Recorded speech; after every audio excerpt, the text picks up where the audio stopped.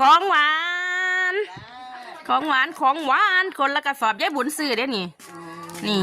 ของหวานคนละกระสอบหยิบถือเอาสอบเดียวมันสินี่เอาสอบเดียวยายสอบเดียวถือหลายสอบเนาะที่ให้ยะตาสอบหนึ่งอ้าวนี่คนละกระสอบ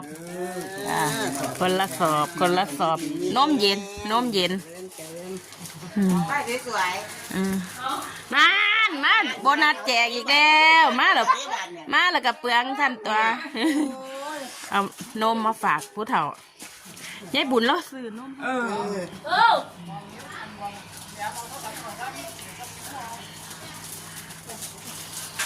ทิมบังดูมันสินี่กินเย็นๆน่ะนะอันเดียวกันบ่อันเดียวกันนั่นสิจ้องไว้บ่อันนั้นมันสิบัดเปียเบิดเตี้ยก็ต้องไปถ่ายชิ้นไอ้เทศนั่นได้จ้ออันเดียวกันได้สนะจ้ออันเดียวใช้ตู้เย็นเหมือนเลย